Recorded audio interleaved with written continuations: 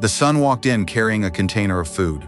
That was all. No weapon, no crew, no leverage of the kind that meant anything in Adrian Vase's world. Just a 34-year-old man in a hospital jacket, holding his mother's puzzle, standing in the corridor of an $11 billion estate, surrounded by the wreckage of a $400,000 vase. And Adrian Vase, the most feared man in the criminal underworld, the cold and untouchable king of 3 tech companies and an empire that didn't appear on any public filing, stood completely still, because the young man was looking at him, not with fear, not with the careful, negotiated deference that every other human being on Earth offered Adrian Vase as a matter of survival, with something Adrian had no immediate defense against, because no one in 38 years had ever aimed it at him long enough to matter.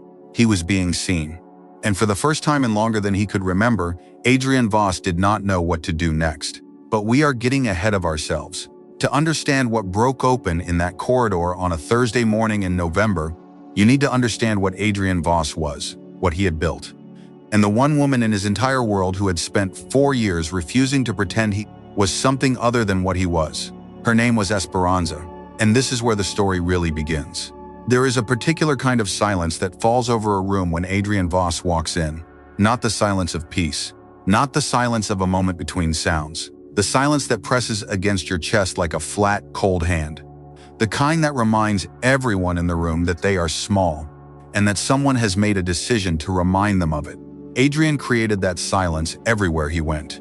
He had been creating it since he was 22 years old and had his first meeting with men twice, his age, who underestimated him and paid for it in ways that were never discussed publicly. By 30, he had built the first of his tech companies into a 9-figure enterprise. By 35, he had quietly absorbed 2 competitors, established a parallel organization that operated entirely below the surface of the legitimate world, and earned a reputation in the underworld that operated on the same principle as his boardroom presence. You did not cross Adrian Vase. You did not betray him. You did not make the mistake of confusing his silence for patience, because Adrian was never patient. He was simply waiting for the right moment, and the right moment always came. He was 38 now, $11 billion, 3 tech companies, 2 shell corporations, and a criminal network so precisely organized it ran like a Fortune 500 subsidiary that happened to deal in the kind of transactions that required no paper trail. Every person in his orbit had learned, in their own time and at their own cost, the particular discipline of living inside his world. His legal team chose words the way surgeons chose instruments. His executive assistants anticipated his schedule before he announced it. The household staff at the Vase estate communicated through a silent, sophisticated language of glances and small signals, like soldiers in a war zone who had learned to read weather by the way the air changed before the storm arrived. Their word tells. The sound of his coffee cup against the counter too loud meant the morning was going badly. No sound at all. The cup placed with absolute and deliberate precision meant someone somewhere was about to lose something they would not get back. Everyone learned the tells. Everyone adjusted accordingly. Everyone except Esperanza Reyes. She was 61 years old, barely 5 feet 2, with silver-streaked hair pinned at the back of her neck and hands that had known hard work since long before she ever set foot in a billionaire's kitchen. She was from Oaxaca originally. She had come to the United States at 23, raised a son alone after her husband passed, and spent 37 years cleaning other people's houses with the matter-of-fact dignity of someone who understood that honest work required no apology and offered none. She had worked in the Vase estate for 4 years, longer than any other household employee in Adrian's adult life. She did not tiptoe. She did not monitor his moods or adjust her posture when he entered a room. She did not lower her voice in his presence, or choose her words with the surgical care that everyone else employed as a basic survival strategy. And she did not, under any circumstances, pretend not to notice things that were worth noticing. The first time she had said something directly to him was 3 weeks into her employment. He had come into the kitchen in the middle of the morning and said something to a 19-year-old kitchen aide, something sharp and dismissive and designed to remind the girl of her exact position in the hierarchy of the estate, and the girl had gone into the pantry and cried quietly against the shelves. Esperanza had appeared in front of Adrian 6 seconds later. She had a dish towel over her shoulder. Her expression was entirely calm. She said, "You frightened her. She is 19. That was not necessary. The room went so quiet that the hum of the refrigerator became the loudest thing in it. The estate manager took a physical step backward. The remaining kitchen staff found urgent business to attend to in the far corners of the room. Adrian looked at Esperanza with the look he used on men who had made the mistake of underestimating him. The look that measured a person's nerve and found it wanting. The look that had preceded outcomes people did not speak about afterward. Esperanza looked back, not with defiance, not with the trembling bravado of someone daring themselves to hold their ground, with something quieter and more difficult to answer than defiance. With the calm of a woman who had nothing to prove and had arrived at that understanding so long ago it was no longer something she thought about. Adrian said nothing. He turned and walked out of the kitchen. The kitchen aide was given the rest of the afternoon off.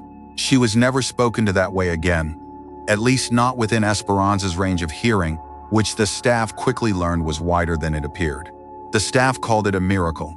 They talked about it quietly, among themselves, in the way people discuss things they don't fully understand but have the wisdom to respect. Esperanza called it common sense. Over the following years, she told him exactly what she thought when she thought it was worth saying. She told him when he was being unreasonable. She told him when a decision he was clearly proud of was, in her view, not a good one. She told him once, without looking up from the counter she was cleaning, that she had noticed he hadn't slept in 2 days, and that men who didn't sleep made poor decisions, and poor decisions had consequences that were not worth the time they saved. He had stood in the kitchen doorway for a moment after she said it. Then he had gone upstairs. He slept for 11 hours. He never mentioned it. Neither did she. This was the arrangement. Unspoken, unacknowledged, entirely real. Esperanza Reyes was the one person in Adrian Vase's world who told him the truth, and Vase was the one person in her professional life who, beneath all of it, she had quietly decided was worth telling. The deal had been 8 months in the making, 9 figures. A tech acquisition that would have repositioned one of Adrian's companies ahead of every competitor in a space that was about to become extremely valuable. He had engineered it with the precision he brought to everything, the long, patient architecture of someone who understood that the most powerful moves were the ones no one saw coming until they were already complete. It collapsed in the final hour, not because of the market, not because of regulatory pressure or a better competing offer, because of a leak. Someone inside his organization had fed critical information to Marcus Hale, the one competitor Adrian had ever come close to respecting, which made what happened feel less like a business loss and more like a specific, targeted betrayal by someone who understood exactly what they were doing. Adrian drove back to the estate from the city at 4 in the morning. He did not sleep. His legal team mobilized. His other team, the one that did not carry briefcases and did not appear on any organizational chart, began making inquiries. By noon, he would have a name. By evening, the person carrying that name would understand, in the comprehensive and irreversible way that Adrian communicated such things, the cost of what they had done. But at 10 in the morning, with 31 hours without sleep behind him, and the November light pressing flat and gray through the glass walls of the East Corridor, Adrian was walking through his own house in the specific way of a man looking for something to destroy. He found the vase. It was a Ming Dynasty piece, authentic, museum quality, purchased at auction for $400,000. It sat on a console table in the East Corridor, flanked by white lilies that Esperanza had arranged that morning, and it had the particular misfortune of being directly in his path at the exact moment his phone rang with news that the leak had been traced, not to a rival, not to a planted mole, to an assistant Adrian had personally elevated from nothing, a young man he had chosen, developed, and trusted with proximity to things that required trust. The phone hit the table, the vase hit the floor, the lilies, which Esperanza had driven 40 minutes to a specific market to source, because she believed the white ones from that particular vendor were superior to what the regular delivery service provided, scattered across the corridor in a tangle of water and broken ceramic and bruised petals. 17 seconds later, Esperanza appeared from the adjoining room. She had heard the crash. She always appeared when something needed attending to. She looked at the floor. She looked at Adrian. She looked at the phone still vibrating against the table. She said, "I will clean this."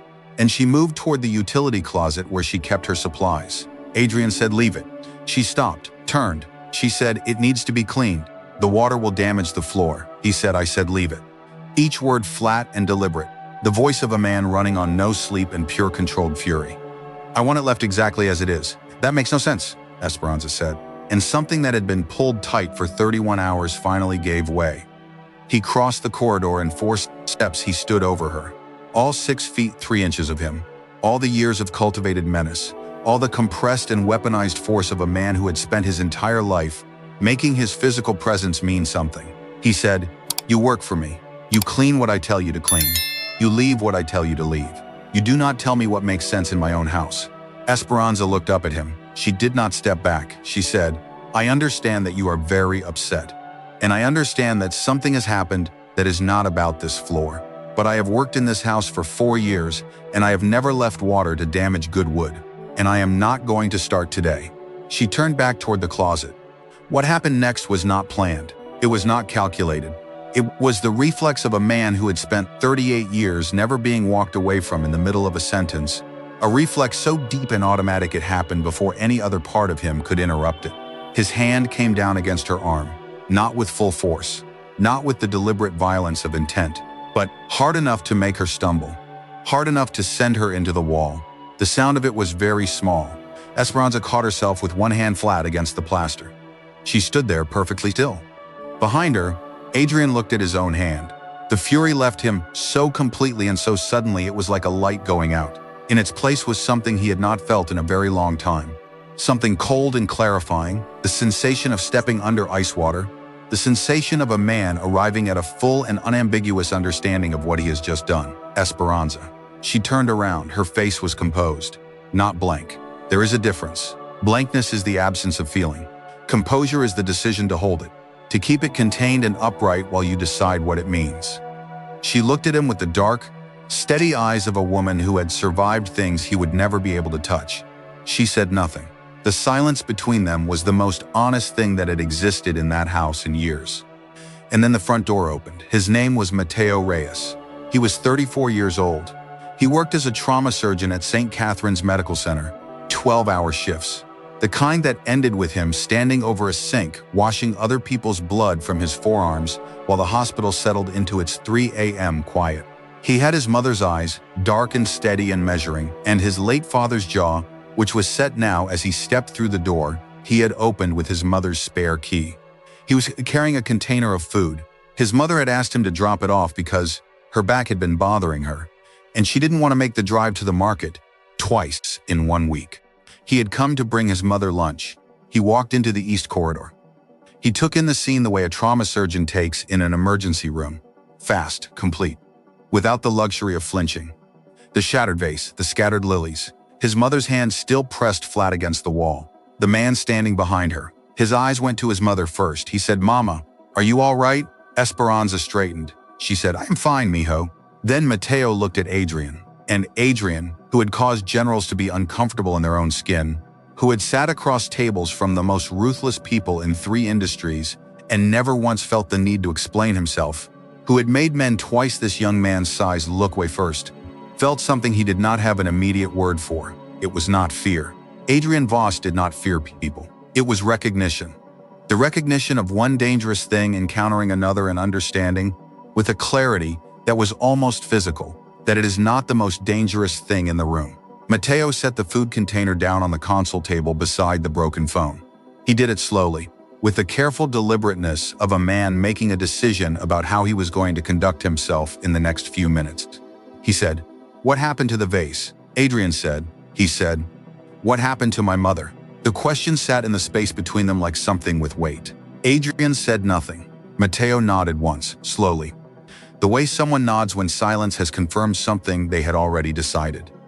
He walked to Esperanza, placed one hand gently on her shoulder, and looked at her arm. He said, "She said it is nothing." And then, with the specific stubbornness of a mother who has never wanted her child to fight her battles, "Mateo, this is not your business," he said. "It is." Simply, without argument, he turned back to Adrian. He did not raise his voice. He did not step forward. He did not make himself large or threatening or perform any of the rituals of masculine confrontation.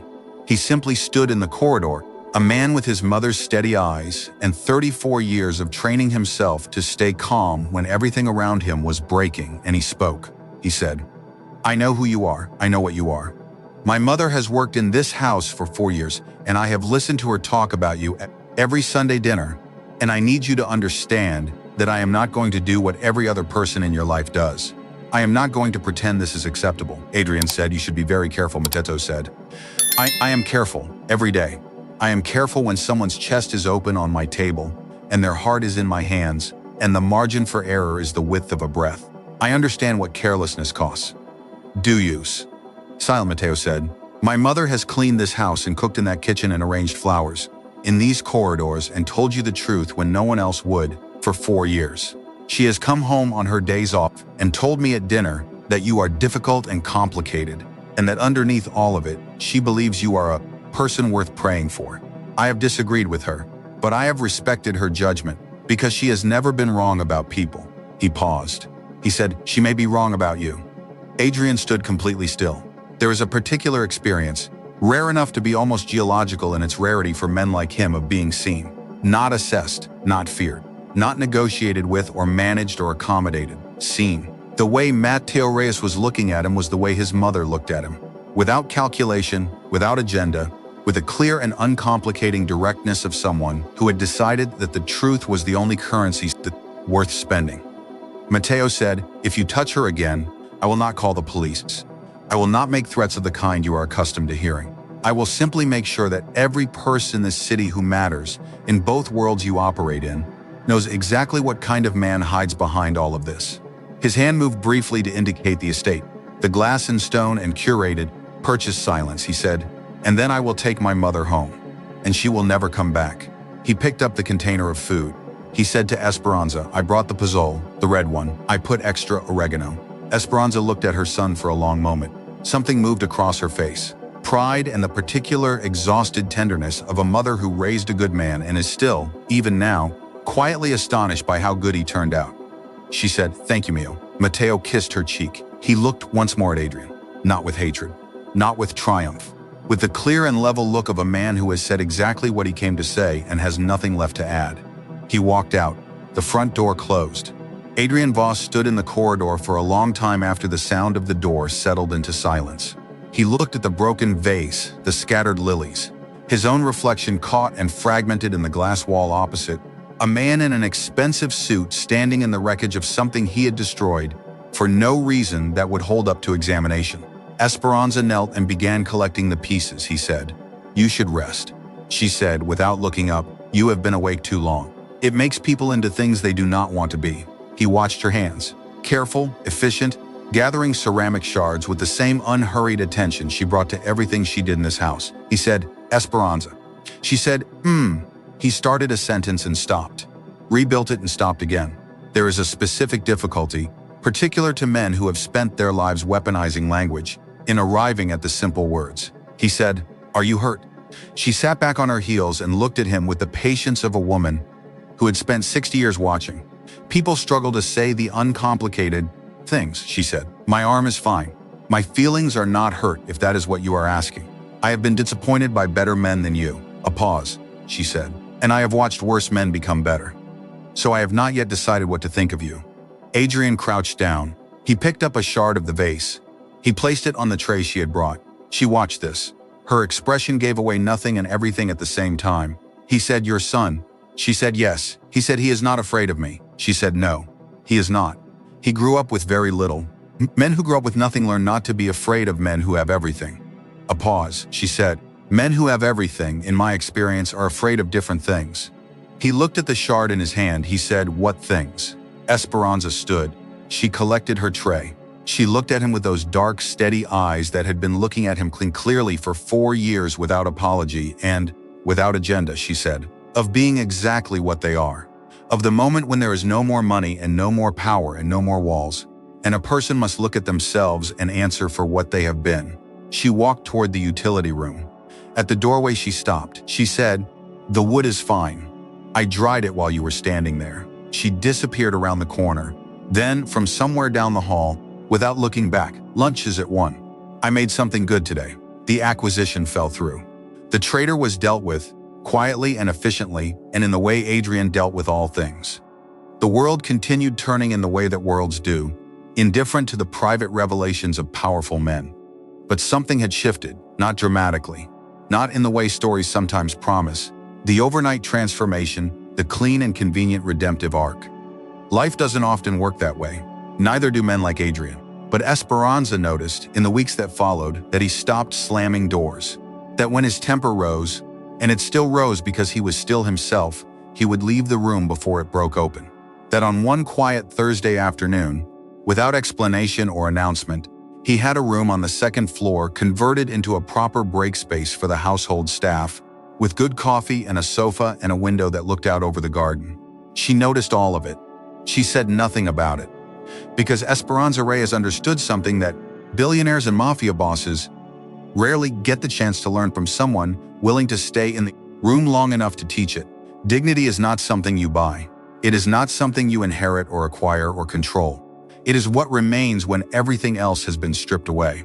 And the only way you know if you actually have it is whether the people who have no reason to stay still choose to. She stayed. And on Sunday evenings when Mateo came for dinner and asked how things were at the estate, Esperanza would set a plate in front of him and say, simply, "He is trying," which from her was the highest praise she had ever given anyone.